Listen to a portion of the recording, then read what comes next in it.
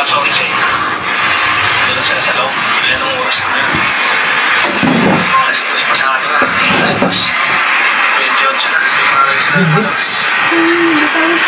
Hindi ko mga... Sabi ko yung gusto nyo sa maliit. Wala, hindi mo makita. Baka naman sa taas. Mga 4. Daling araw. Yung bukas ako dito. Kasi kailangan maaga pumila. Pumila kami ng maaga dito eh. Para kumuha ng number. Tapos pumila mo yun. Ang alas 6. Bigyan yung maliit mo. Yun na yung sa alas 6. Nauna na ako sa bahay. Kasi mundo na lang mo rito sa pamaan ng bus. Ay, dito na.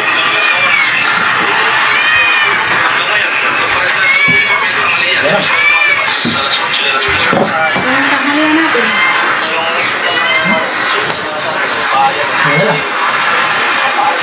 Tanghalian na. Buhok, yes? Ito yung kalsada ng may road ng papuntang bayan. Ano kasi natin ba yun? Ano ba si ba yun? Ano ba? Ano ba natin ba yun? Ano ba natin ba yun? Doon sa kabila.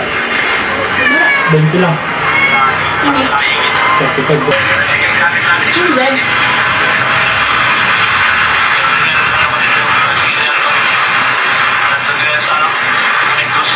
Hindi ba ako ba yun? Sa negosyante, walang magbabiyahe nila eh. Tambay naman. Kaya ko di pa mag-nauuras. Nauuras na sa loob, di pa rin nakakalabas. Ayun ako. Hindi pa kami kasi ito. Nagpapasok. Ay, hindi siya nakakapagpagantay sa loob. Grabe itong ano, grabe init. Yatan sila yung mga pasok ng mga estudyante. Sila ng mayor dito sa Naik. Tatlaw din nila. Di ba? Di mo lang mga Medyo lang sa bahay lang. Bukas ba? Yan, yan. Lapo. ano? Parang ito. Sa third day yata sila pumunta dito eh. Nakakasama dito. Sa taas. Magsak lang yung pagkakas dito. Masak lang yung Wala ko nang itlog mo yun. Mga tekling ata yun. Nalaglag yung titlog ng tekling. Ang laki ng itlog. Yan, hindi lang. Mas libre. Taas ko naman nung Marami ko ba ng master? nakaranan. Kala ko ipon.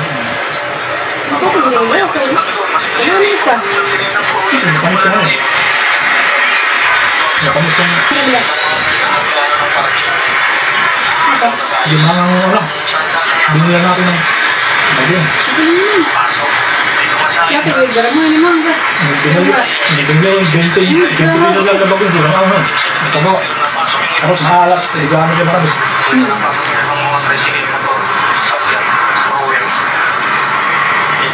Babae.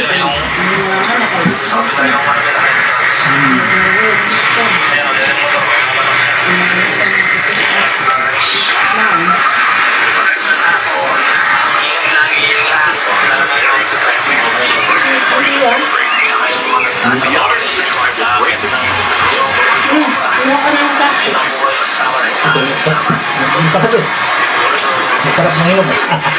Lima natin. Ayos lang.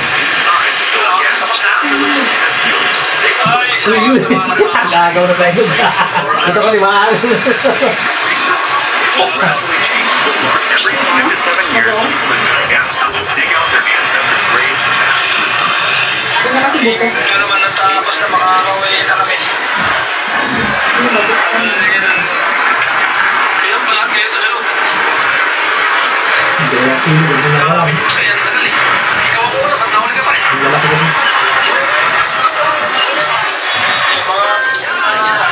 Yung ulit. Sa'yo. Nauna pa. Okay. Kung may umasak, makarami siya. Okay na tayo. Ang bagong ticket. Para sa na kanya ay Palakas na tuhod. pala dito ang 10 weeks. Ako lang 10 weeks. Pero mga lang na.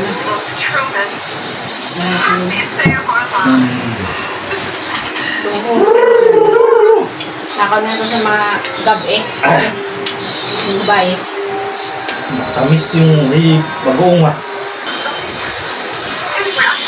Itong isa, pag dalawa, kasi medyo galing pa to. Grabe maasin to. Ito, medyo hinog pa to eh. Ito. Hinog na. Hindi pa siya bata. Pag sinag-west na yan. Pwede ko kung kung yung pero sa 1,000 kung ito na sa babae. Nakakatawa yun. The man tossed $100 bill into a tea house and Hindi just nasing na. pressed it with his Hilaw. finger until the bill was completely Ngayon na po, soaked and hinog. satisfied. He pulled it out. The brand new bill instantly became old and worn. The two brothers threw all the bills into the tea, then hung them on a string and used a hair dryer to dry them. They did this because the bills were counterfeit, and they believed old bills would be harder to distinguish from real ones. To test if the bills could be used, the two brothers 40 pesos. As soon as Dinalog. the shop Marami the lang. money, he immediately sensed something was wrong. He grabbed the Matamis nga lang pagkagawa. Tsaka walang sili. Pasok sa naksilipon. Dapat ito mahanghang eh. the shopkeeper in pursuit. Back home, the man was still puzzled why his counterfeit bills were spotted by the Nilipon niya. shopkeeper. So, he mixed the fake bills with two real ones. And as Kasi nga, ilaw nga lang. Ilaw nga lang. the younger brother looked and immediately found the counterfeit ones. The man finally understood the problem was with the paper. Indian banknotes used special cotton paper. This paper felt different and made a crisp sound. Ordinary people couldn't get this type of paper. So, they searched everywhere for similar paper. They found 50,000 meanings, but still couldn't find the right one. Just as they were looking him up, the man realized magazine paper was a good match. He leached the paper and began to print the designs. The tiny microprinting on real bills couldn't be scanned or copied. It could only be manually drawn, carved, and polished. Finally, they created a banknote template. Next, they started mixing special ink for color-changing effects, buying over 100 different pigments. They finally perfected the ink. In the end, they dealt with the security thread in the bills. They discovered the security threads in the 10 and 100 movie note security thread in the 100 movie note. To make the bills make a crisp sound, they also coated them with a special hydrogen gas. The perfect counterfeit note was finally created. They put the counterfeit bills in the front. When they saw the soda and change, they finally agreed to sign for the The man tossed up. I made a mistake. I thought I could beat 10 rails alone. Loading into solo, I did the usual. Parang hangin na. Picture mo lang. Ride a coal and get the train speed. Sumunod, di ba siya Everything about kagawa? the manager. Until it wasn't. That's when I Hindi ka realized magagawa. the game wasn't meant to be played over Tumak safe. lang yung hanap. My walking game pass. He already had a gun. If anyone was carrying us to victory, it was him. Due to the aura emitted from Short Garron, I designated myself as the driver. So while my teammates had fun blasting each other with a shovel, I was stuck playing Thomas the Tank Engine Simulator. We stopped to loot a house. Quick, easy. But then, Kino the bozo decided to flex by dropping all his value. Tamis to. So naturally, I did what any respectful teammate would do. I took him. Kino, clearly not amused, got in my face demanding that back. I gave him only one back. He shut up. Win-win. Then, tragedy. Two teammates fell off the train. Kino begged me to stop. So I did. Sige na. And Ilaw na he ito called ng me a mangga. good Nakapag-video Hell mo. no. Who do Ilog, you think butaw you mo na. are? Pagnaga.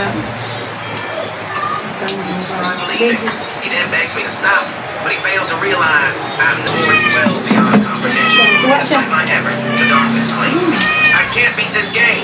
I made a mistake. I thought I could beat 10 rails alone. Sino, Loading pinagabili. into solo, Men. the usual. Sell it all. Hindi naman nakain ng mangga eh. Bago, nga mo yun. Baka mo na bago. Mamaya. Wala ka ng pagkain doon? Wala na, gusto na. Bibilang ka? Gusto na naman pagkain. Wala naman kapag mo. Grabe. Kaya pa namingi. Ano? Oo. Hilaw na ang asin. Ako bibili? Naman nakain ito. Mangga to eh. Hindi ka naman makain ito maasin.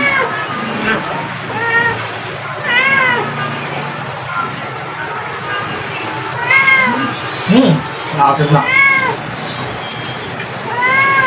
Hilaw na. Mahilaw na ito. Hilaw na Diyos. Maniba lang pa siya, pero nasanay kasi tayo ng matamis kanina. Puro nyo. 4 yung hinog eh. Ay, 5. Ngayon, hilaw na 2. Ito, 2 pang balatan. Hilaw din.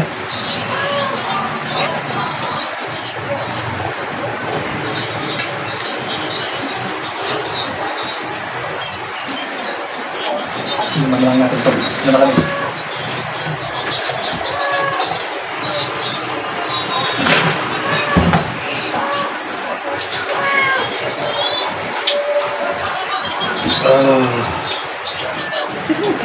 Ano? Wala ka, hindi ko makapicture. Hanggang Hmm? Spain. Totoo? Kaya? Totoo? Baka di mo magutom eh. Sikin ka muna. Sige muna. So, Sige hindi muna. ka pa sumubok na may bagong na mangga eh. Mintikin muna bago mag-ano, damihan. Hindi. Yan. Tama yan. Tama muna. Gusto ako.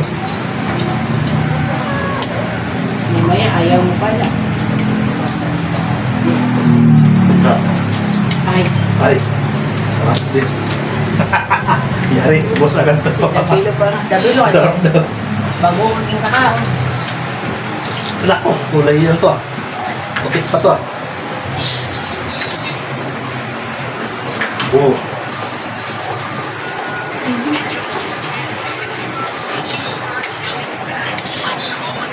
Mm. Mm. Mm. Mm. Eh, Asum. Asim asum. Ah,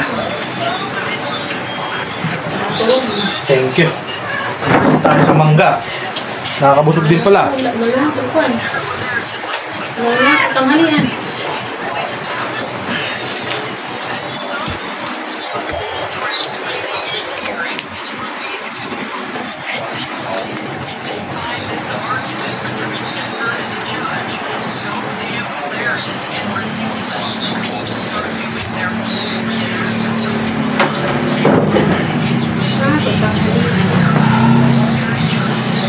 Yan, bigyan mo ito. Pag-ong. Maasim na mangga. Mm.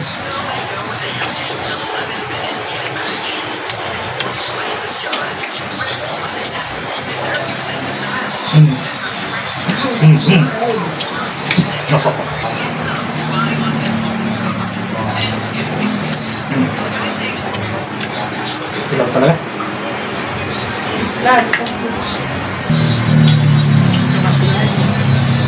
Hindi kayo, may dalawa pa nga na. Ano ka na dito ng bagong?